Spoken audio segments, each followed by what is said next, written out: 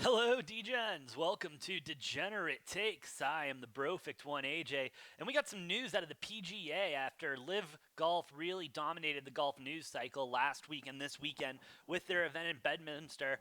PGA woke up this Monday morning, August the 1st, and said, hey, we got some plans too, as they do announce the changes coming to the 2022-2023 season, most notably that the FedEx Cup and those players, that field will be smaller than it ever has been, leading down to what should be a really exciting weekend with the Tour Championship. Let me go ahead and run through that, but there is reduced field for the FedEx Cup playoffs, so how many people can enter. It'll start with 70 players for the FedEx St. Jude's Cup Championship.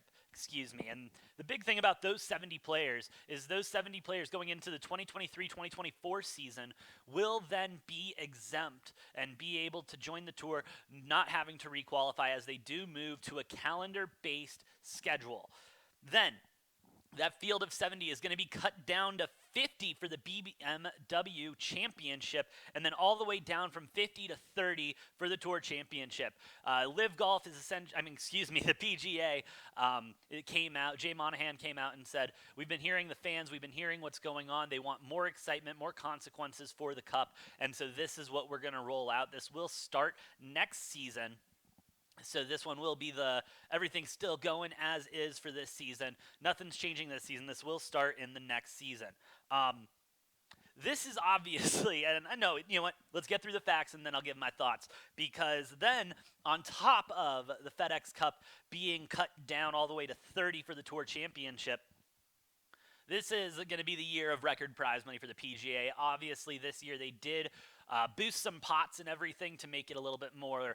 It was more reactionary, though, to what LIV was doing and offering for its players, even on the lower end.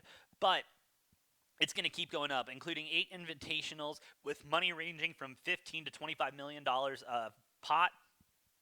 The bonus pool is up $145 million total, with 75 for the FedEx Cup, an extra 20 million for Comcast. I'm sorry, 20 million now going for the Comcast Business Tour Top 10, and then 50 million for the Players Impact Program. So obviously, giving charity the boost there, you love to see that. 75 for the Cup really benefits those players that are playing at the top of their game and makes it more enticing. Now, after the Cup and everything in the 2022-2023 PGA Tour season, they're going to be starting to do international events where the top 50 from the field of the FedEx Cup will go to all of these events internationally, yet to be announced, and it offers additional eligibility for limited field no-cut format. A no-cut format. I wonder where I've heard that one before. Essentially what the PGA is doing here, that's all the news I really have on that. I mean, they're trying to catch up to LIV. I hate to say it. I really hate to say that they're trying to catch up, because they are the name when it comes to golf. But at this point, it just seems like they're playing catch up. These are all moves that I don't think would have been made had it not been for LIV joining. I don't think we would have seen an increase in money. I don't think we would see this more exciting playoff format.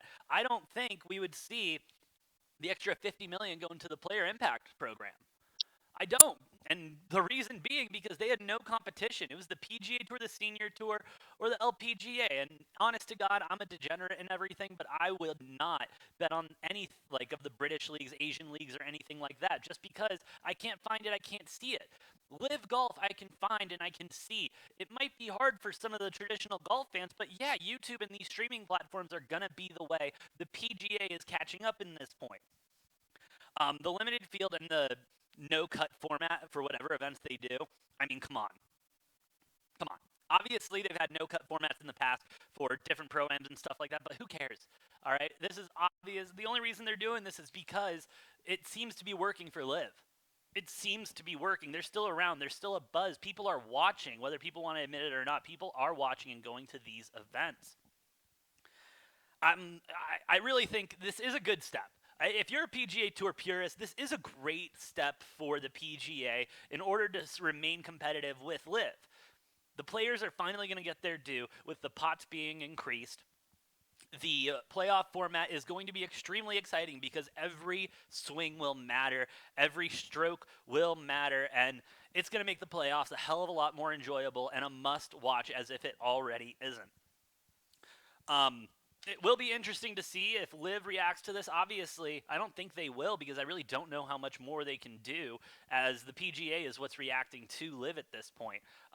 Obviously, the PGA losing so many golfers: Dustin Johnson, Gooch, DeChambeau, the Koepkas, Phil. I mean, the list goes on and on. Westwood, Ooze. I mean, and with Bubba Watson joining next, they're just trying to keep everybody there who's happy right now, especially some of these guys that may win a major coming up or just win any tour championship coming up, who they know will then get a direct offer from LIV.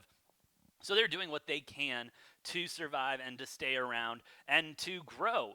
They got to grow at some point. I agree that this is the way golf should be, the way golf's been done, and I'm a traditions guy, but at the same time, with LIV coming out and doing all this new stuff, all this exciting stuff for golf, I hate to admit it, but PGA, they're not going to be in trouble, but they definitely have competition. They 100% have competition, and we really can't put that lightly anymore.